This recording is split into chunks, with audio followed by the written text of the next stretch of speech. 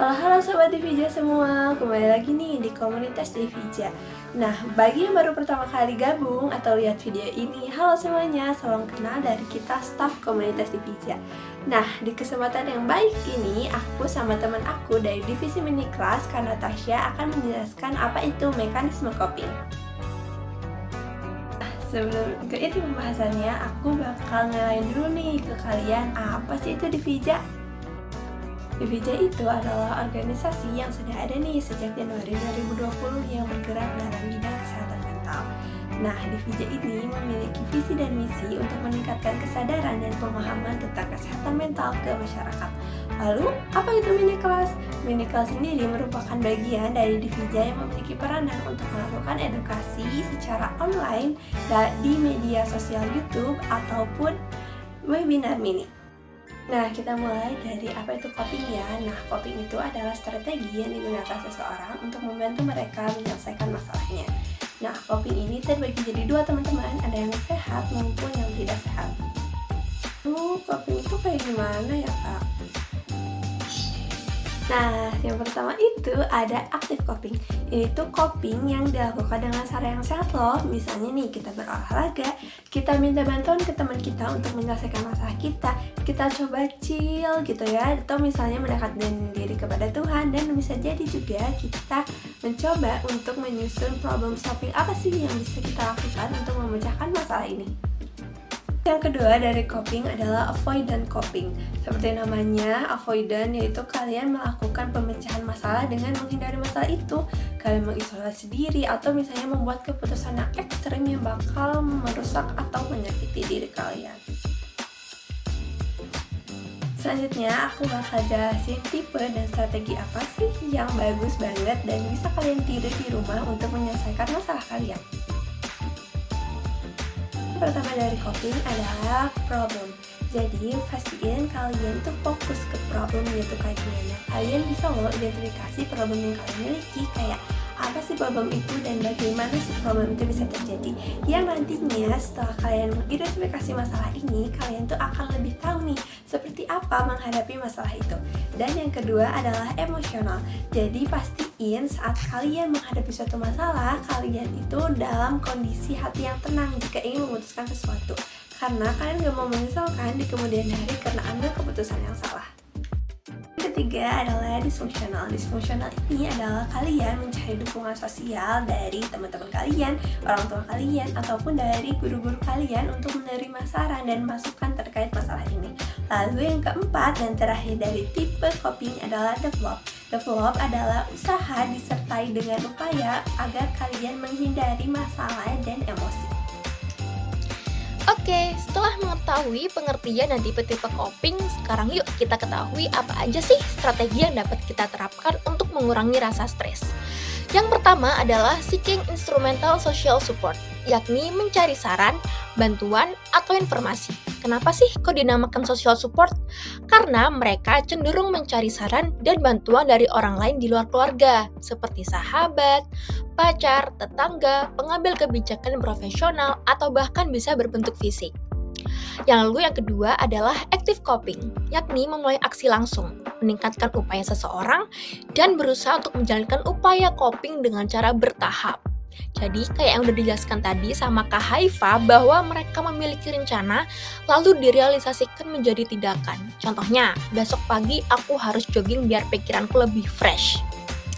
Lalu yang ketiga adalah planning, yakni membuat strategi untuk bertindak, memikirkan tentang langkah atau upaya yang perlu diambil dalam menangani suatu masalah.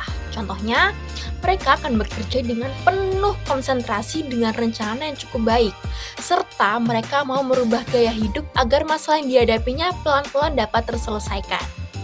Selanjutnya yang keempat adalah suppression of competing, yakni berusaha untuk menghindari agar tidak terganggu oleh peristiwa lain, bahkan mengenyampingkan hal-hal lain untuk menghadapi stresor. Jadi mereka di sini berfokus pada satu masalah dulu dan berusaha untuk tidak terdistract dengan masalah lainnya. Yang kelima adalah restraint coping, yakni menunggu sampai sebuah kesempatan yang tepat untuk bertindak.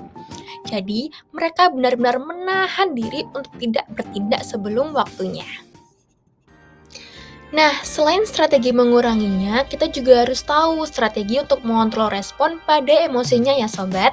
Terdapat beberapa strategi, diantaranya yang pertama adalah positive reinterpretation and growth, yakni bereaksi dengan menciptakan makna positif yang bertujuan untuk mengembangkan diri, termasuk melibatkan diri dalam hal-hal yang religius. Jadi mereka akan mengambil sisi positif atau hikmah dari hal yang telah terjadi. Yang kedua adalah acceptance, yakni menerima kenyataan bahwa peristiwa stres telah terjadi dan memang nyata adanya. Mereka juga mampu menyesuaikan diri loh dengan kondisi yang sedang dialaminya. Yang ketiga adalah denial, yakni upaya untuk menolak kenyataan peristiwa yang menekan. Jadi mereka tuh membantah dan tidak dapat menerima kenyataan bahwa peristiwa yang dialaminya memang benar terjadi. Yang keempat adalah religius, yakni peningkatan keterlibatan dalam kegiatan religius seperti lebih meningkatkan ibadah dan berdoa. Yang kelima adalah seeking emotional social support. Sama seperti penerapan coping mechanism tadi, mereka bangkit melalui dukungan moral, simpati, atau pengertian dari orang-orang terdekatnya atau bahkan tenaga profesional. Tapi jangan salah, emosi juga ada disfungsionalnya tahu. Apa aja ya? Yang pertama adalah mental disengagement, yakni berbagai kegiatan yang berfungsi untuk mengalihkan perhatian orang agar pikiran tidak diganggu oleh stresor. Yang kedua adalah behavioral disengagement, yakni mengurangi upaya seseorang untuk menangani stresor, bahkan menyerah untuk berupaya mencapai tujuan yang berkaitan dengan stresor. Yang ketiga dan yang terakhir adalah focusing on and fending off emotional, yakni fokus pada kesulitan atau gangguan apapun yang dialami seseorang dalam meluapkan perasaan. Dari seluruh poin yang telah dijelaskan tadi, ternyata masih ada 2 usaha yang kita lakukan untuk mengalihkan diri dari masalah dan stres nih sobat, yakni alkohol dan humor. Untuk alkohol sendiri, disclaimer, hanya untuk orang yang sudah berumur 21 tahun ke atas ya.